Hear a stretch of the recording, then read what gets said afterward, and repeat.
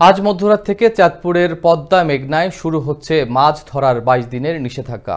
ইলিশের নিরাপদ প্রজনন নিশ্চিত করতে এই নিষেধাজ্ঞা চলবে আগামী ২৫ অক্টোবর পর্যন্ত।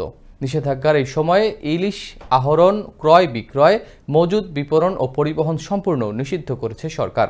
নিষেধাজ্ঞা অমান্য করে নদীতে নামলে ১ থেকে ২ বছরের জেল অথবা ৫ লক্ষ টাকা অর্থদণ্ড অথবা উভয় দণ্ডের বিধান রয়েছে।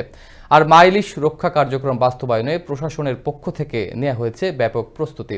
চাঁদপুর থেকে HM নিজামের প্রতিবেদন, বিস্তারিত জানাচ্ছেন বৃষ্টি দাজেল। আজ মধ্যরাত থেকে শুরু হচ্ছে চাঁদপুরে মতলব উত্তর থেকে হাইমচর চর ভৈরবী পর্যন্ত ৭০ কিলোমিটার এলাকায় অভয়াশ্রম। আগামী ২২ দিন অভয়াশ্রম এলাকায় মাছ শিকার সম্পূর্ণ নিষিদ্ধ। ইলিশের প্রজনন নির্বিঘ্ন করতে ২০০৬ সাল থেকে এই কর্মসূচি বাস্তবায়ন করছে সরকার। আর নিষেধাজ্ঞার এই সময় জেলেরা যাতে নদীতে না নামে সেজন্য খাদ্য সহায়তা হিসেবে দেওয়া হচ্ছে ২৫ কেজি করে চাল। যদিও জেলেদের দাবি চলতি মৌসুমে ধরা পড়েনি কাঙ্ক্ষিত ইলিশ। এতে ঋণের কিস্তি ও সংসার নিয়ে বিপাকে তারা। তাছাড়াও অভিযানে সরকারি খাদ্য সহায়তা পর্যাপ্ত নয় দাবি। গুড়া গুড়া দাবি দিচ্ছে ভাই, বড় মাছ তো নাই গিয়ে নদীতে, সাগরে আমরা এই যে ট্রলার লিয়া সাগরে গেলাম, সাগরে কোনো বড় মাছের আমরা ফসল দেখি না। এক এক ট্রলারে অনেক টাকা দেন ঋণ করে আইসা পড়ছি। আমাদের খাদ্য পরিপূর্ণ দেওয়া হয় না।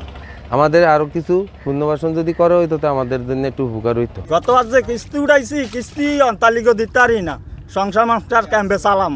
এদিকে অভয়াশ্রম বাস্তবায়নে জেলা টাস্কফোর্স কমিটির মাধ্যমে নেওয়া হয়েছে ব্যাপক প্রস্তুতি। প্রচার প্রচারণা ও মতবিনিময় সভা করা হয়েছে জেলা পল্লীগুলোতে। অভিযান সফল করতে টাস্কফোর্সের কঠোর নজরদারির কথা জানান এই কর্মকর্তা। রাত ১২টা ১ মিনিট থেকে আমাদের ইলিশ সংরক্ষণ অভিযান ২০২৫ শুরু হতে যাচ্ছে। এটা চলবে ২৫ তারিখ রাত্র ১২টা পর্যন্ত।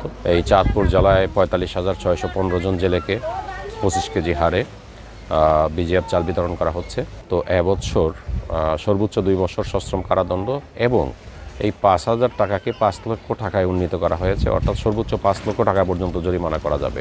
নিষেধাজ্ঞায় নিবন্ধিত ৪৫,৬১৫ জন জেলেকে দেওয়া হচ্ছে ৩০ কেজি করে চাল।